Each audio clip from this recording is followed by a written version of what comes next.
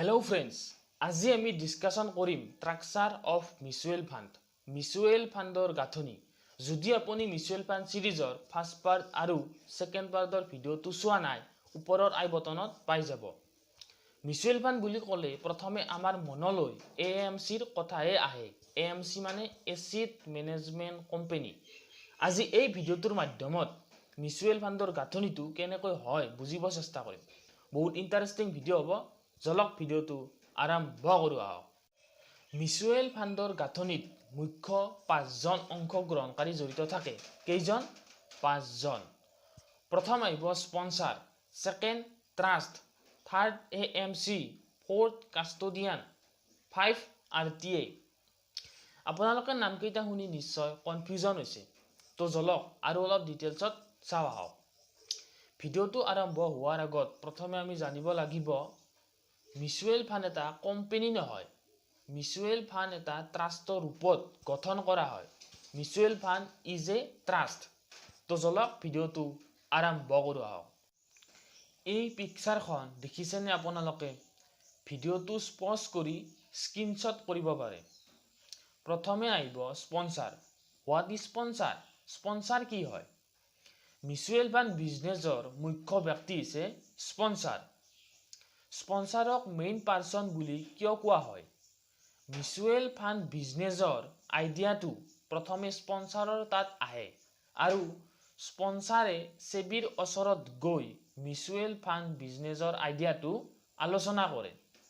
যেতিয়া সেবিয়ে স্পন্সৰক mutual fund বিজনেছৰ কাৰণে লাইসেন্স প্ৰভাইড কৰে বা এপ্ৰুভ কৰি দিয়ে, তেতিয়াহে স্পন্সৰে মিউচুৱেল ফাণ্ড বিজনেছ আৰম্ভ কৰিব পাৰিব। কিন্তু স্পন্সৰে ডাইৰেক্ট মিউচুৱেল ফাণ্ড আৰম্ভ কৰিব নোৱাৰে। সেবিয়ে এটা লিগেল স্ট্ৰাকচাৰ নিৰ্ধাৰিত কৰিছে, যাৰ অধীনত ভাৰতত মিউচুৱেল ফাণ্ড গঠন কৰা প্ৰয়োজন। সেই লিগেল স্ট্ৰাকচাৰ অনুযায়ী স্পন্সৰে মিউচুৱেল ফাণ্ড বিজনেছ আৰম্ভ কৰে। আপোনালোকে এই পিকচাৰখনত দেখিছেনে? স্পন্সৰে এটা ট্ৰাষ্ট সৃষ্টি কৰে। ইণ্ডিয়ান ট্ৰাষ্ট এক্ট 1882ৰ আণ্ডাৰত এটা ট্ৰাষ্ট গঠন কৰা হৈছে, যিটো আমি সকলোৱে মিউচুৱেল ফাণ্ড বুলিহে জানো। আৰু এই ট্ৰাষ্টটো পৰিচালনা কৰিবলৈ স্পন্সৰে ট্ৰাষ্টিক এপইণ্ট কৰে। ট্ৰাষ্টি এজন ব্যক্তি বা ট্ৰাষ্টি এটা কোম্পানী হ'ব পাৰে। ট্ৰাষ্টিসকলৰ প্ৰাথমিক দায়িত্ব হ'ল মিউচুৱেল ফাণ্ডৰ ইনভেষ্টৰসকলৰ স্বাৰ্থ সুৰক্ষিত কৰা। আৰু প্ৰতিটো ট্ৰাষ্টৰ বেনিফিচিয়াৰী আছে। ঠিক একেদৰে মিউচুৱেল ফাণ্ড ট্ৰাষ্টৰ বেনিফিচিয়াৰী হ'ল ইনভেষ্টৰসকল বা ইউনিট হোল্ডাৰসকল। স্পন্সৰ আৰু ট্ৰাষ্টিৰ মাজত এটা এগ্ৰিমেণ্ট কৰা হয়। এগ্ৰিমেণ্টটোৰ নাম হ'ল ট্ৰাষ্ট ডিড। আৰু এই এগ্ৰিমেণ্টটো সম্পূৰ্ণভাৱে হোৱাৰ পাছত স্পন্সৰে AMC এপইণ্ট কৰে। AMC মানে এসেট মেনেজমেন্ট কোম্পানী, অৰ্থাৎ মিউচুৱেল ফাণ্ডৰ সম্পত্তি পৰিচালনা কৰা কোম্পানী। AMCৰ কাম কি?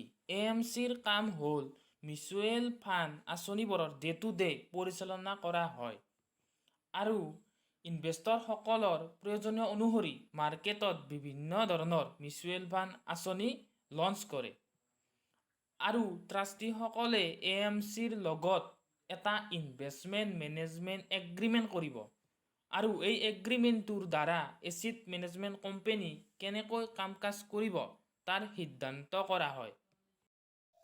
আৰু ইয়াৰ পিছত ট্ৰাষ্টিসকলে কাষ্টডিয়ান এপইণ্ট কৰে। কাষ্টডিয়ানৰ কাম হ'ল সুৰক্ষা প্ৰদান কৰা, অৰ্থাৎ সকলো সিকিউৰিটিজ সুৰক্ষিত ৰখাৰ বাবে কাষ্টডিয়ান দায়বদ্ধ। এসেট মেনেজমেণ্ট কোম্পানীৰ দ্বাৰা ক্ৰয় কৰা সকলো সিকিউৰিটিজ কাষ্টডিয়ানৰ কাষ্টডিত ৰখা হয়। আৰু এসেট মেনেজমেণ্ট কোম্পানী RTAক এপইণ্ট কৰে। RTAৰ সম্পূৰ্ণ নাম ৰেজিষ্টাৰ এণ্ড ট্ৰান্সফাৰ এজেণ্ট। RTAৰ প্ৰথম কাম হৈছে সকলো ইনভেষ্টৰৰ ৰেকৰ্ডবিলাক মেইনটেইন কৰা আৰু আপডেট ৰখা।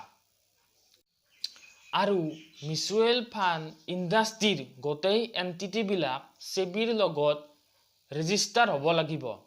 তেতিয়াহে মিউচুৱেল ফাণ্ড ইণ্ডাষ্ট্ৰীত কাম কৰিব পাৰিব। সেবি কি হয়? What is SEBI?